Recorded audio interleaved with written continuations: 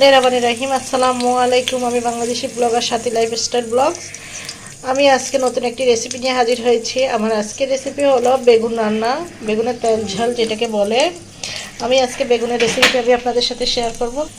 বেগুনটা এইভাবে রান্না করলে কিন্তু অনেক মজা লাগে। আমি এখানে 3 টেবিল চামচ তেল দিলাম। তেলটা গরম হয়ে এসেছে। এই পর্যায়ে আমি এখানে পেঁয়াজ কুচি দিয়ে দেব, একটা বড় সাইজের পেঁয়াজ কুচি।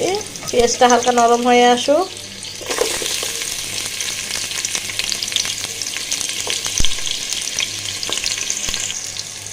পেঁয়াজটা কিছুটা নরম হয়ে এসেছে। এই পর্যায়ে আমি এখানে রসুন কুচি দিয়ে দেব।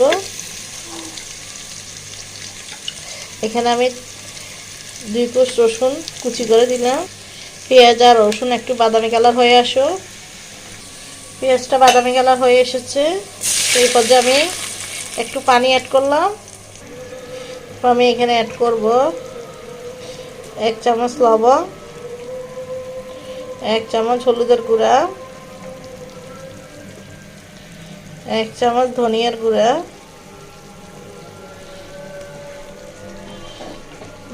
1.5 চামচ মরিচের গুঁড়া। মরিচটা যার যার স্বাদ অনুযায়ী দিবেন। 1/2 চামচ জিরার গুঁড়া। আমি সব কিছু একসাথে মিশিয়ে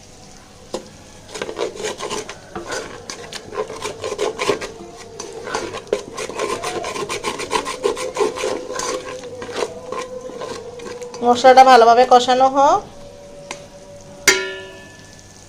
মশলাটা ভালোভাবে কষানো হয়ে গেছে। এই পর্যায়ে আমি বেগুনটা দিয়ে দেব। বেগুনটা আমি এইভাবে লম্বা লম্বা পিস করে কেটে নিয়েছি।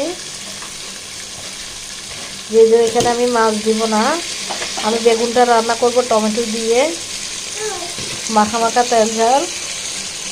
ফ্রিজে যখন মাছ মাংস থাকবে না তখন এইভাবে বেগুনটা রান্না করে দেখবেন, বাসার সবাই পছন্দ করবে।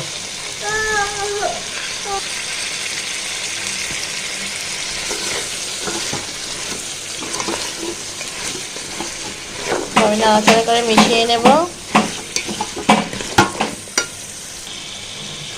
তারপর আমি এখানে অ্যাড করব 2টা টমেটো।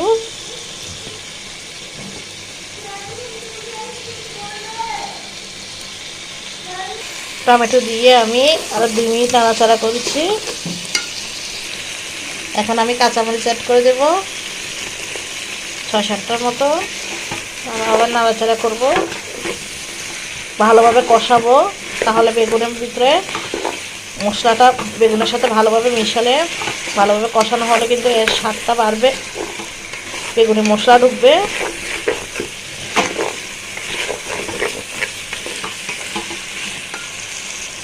ভালোভাবে কষানো হয়ে গেছে। এই পর্যায়ে আমি পানি অ্যাড করব। এখানে আমি 1 কাপ পানি অ্যাড করেছি।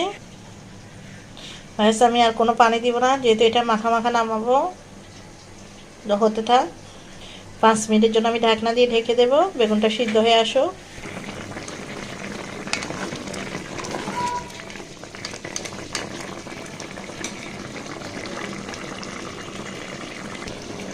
আমার রান্নাটা প্রায় হয়ে এসেছে। এ পর্যায়ে আমি ধনিয়া পাতা অ্যাড করব। ধনিয়া পাতাটা বেশি করে দিবেন।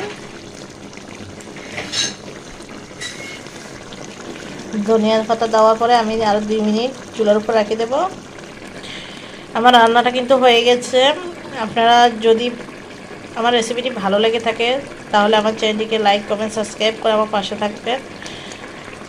আর বাসা অবশ্যই এভাবে একবার ট্রাই করে দেখবেন।